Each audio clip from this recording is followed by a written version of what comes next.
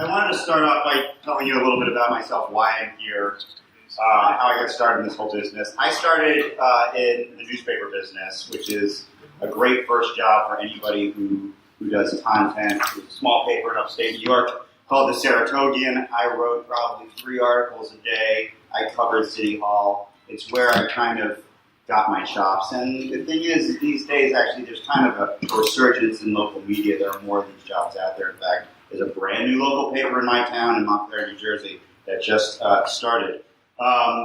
Anyway, I did that. I moved to New York a few years later, went to grad school, and really got into the TV world. I started working in documentaries. I worked on a number of films for Frontline, and one of those films was about the credit card industry. And it was, no one thought it was going to be a big deal. Everybody was kind of trying to figure out how we were going to make something visually interesting about credit cards. But it was one of those hidden in plain sight documentaries, investigations. Everybody had credit cards. No one knew how they worked. This was before credit card reform, before when people could do things like negative amortization, where the interest rates were so high that people would never be able to pay off, and the minimums were so low that people would never be able to pay off credit cards. It was a successful documentary, and it won all sorts of awards. I did that. I did a bunch of other documentaries, and eventually got married. Decided I needed a non-freelance job, which is what documentaries are, and I wound up at a site called Main Street, which is owned by TheStreet.com, with a little detour at Life Swap, which is a completely different story, and I'll tell you about some other time. Yeah, there's Life Swap.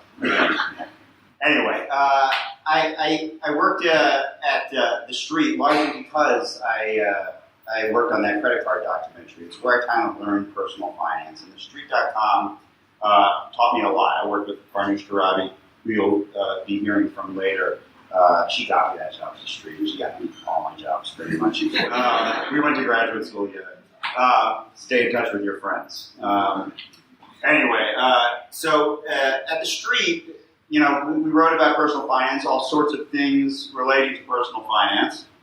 But what I learned there was about content distribution. We syndicated our stories out to about a dozen different sites. And eventually I got recruited away from The Street, with the help of Farnoosh, of course, to a place called Credit.com. Credit.com is a credit site. It was focused on the credit industry. We had a number of personal finance experts. And they wrote, there was content on the site. Like most of these sites, they blogged and they were subject matter experts and things like that. But the problem was they were creating content and no one really knew what the content was for, what it was supposed to accomplish. It was very hard to measure the efficacy of the content. It's easy to know that you're doing a great job when somebody like Gene Chatsky says your website's name on the Today Show and you get like 100,000 people that sign up for your thing, whatever that happens to be. It's hard to figure out why you're writing these blog posts, even if some people are reading it or commenting on it, if you're not able to measure what they're actually supposed to accomplish. And so what we did at Credit.com was we developed an editorial strategy around creating a true news organization. So rather than just doing like kind of thought leadership or having experts and occasionally going on TV, we wanted to create a news organization that would be recognized as a news organization by other news organizations, right? So that we could eventually and ultimately syndicate to all these different sites. Now, why do you want to syndicate? Well, obviously you syndicate to all big sites like that, you'll get some traffic. There's also a very important SEO play, and we can spend hours talking about SEO.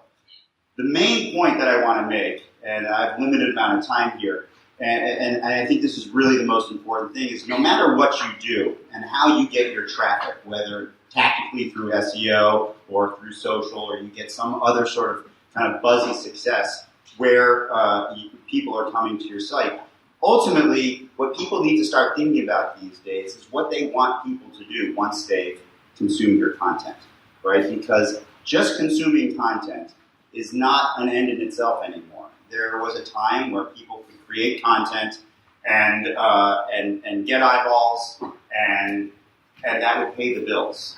And these days, that's getting harder and harder to do, because the reality is the business of journalism has fundamentally changed. We've seen a lot of this.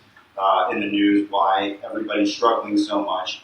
And it's because this CPA or CPM model, which is ad impressions, that the number of times an ad is served on your site gets you 10 cents or whatever it happens to be.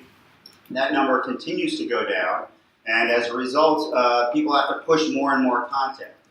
What's happening now is people are considering how their audiences must be active as opposed to passive. So in the old days, like I said, people could be passive. They could just read the content, and that would pay the bills. But these days, you have to think about what you ultimately want people to do that come to your site. And that has everything to do with your business model. And so in some cases, you might want somebody to buy something. So your site could have an e-commerce model. And so somebody comes to your site, and in the case of credit.com, let's say, they came, and we knew that people read a particular article, they might, they're more likely to buy a credit card or a personal loan. Or in other cases, it's not actually transacting, it's signing up for a newsletter or sharing something on social media. But anything where somebody actually has to do something to engage with you means that you've made a connection that is measurable. So when you think about how you're going to kind of proceed with whatever kind of website you have, it's very important that you ultimately think what you want people to do beyond just reading your stuff. And think that through, see what your options are. There's no one answer to that. I mean, there can be many things, but figuring out how to measure that is really, really important. I'm a little bit behind. So, and all of this really is about conversion. We talk about conversion a lot in this business now, and it really is the most important thing. And so that's kind of what I'm doing now. I'm on my own, and I started my own company, and I'm helping businesses, big and small, figure out what their content strategy should be. And because a lot of times, especially big businesses, they're used to writing big checks for articles, for stories, for content, but they have a really hard time figuring out why they're doing it. They know they have to do it, but it pains them a lot of times to write those checks because they're having trouble figuring out how that content impacts the bottom line. And so all of us are being held to these new standards in the world of content, and we should be, and these are standards that apply to, smaller sites and as well as bigger sites. Everything we do, we should know what it's actually contributing to the business. And because most of these businesses are not just ad-supported anymore.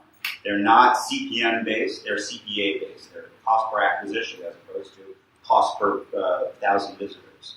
And so that's what I've been doing, and it's been fun. It's, I started this company called Amalgamated Unlimited because it means anything unlimited. It means everything. So if it doesn't work out, I can drive Uber, I suppose, and the title still works. But I've enjoyed it.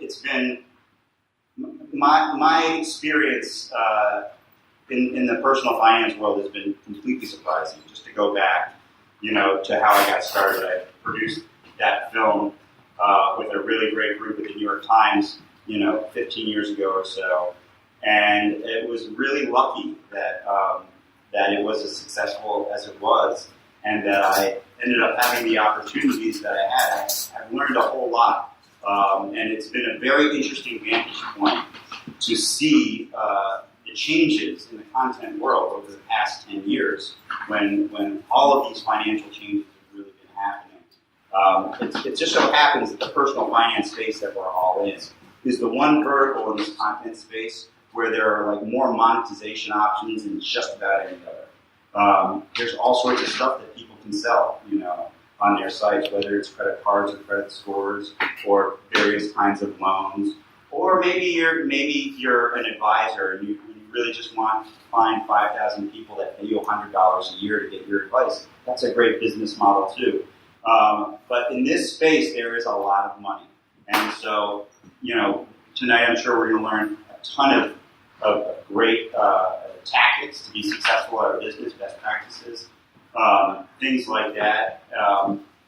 But ultimately, you have to consider, what is it that you want people to do? I get back to that. It's kind of the message that, you've heard me say now probably 15 times, and I say in meetings all the time. And it's really, it's the big lesson that I've learned, I suppose, over the last 15 years. So that's kind of my thing tonight. I tried to keep it relatively quick. I don't know if we're taking questions during this. Then we are not taking questions during this. So I'm going to say goodnight and thanks, and please feel free to come up to me afterwards.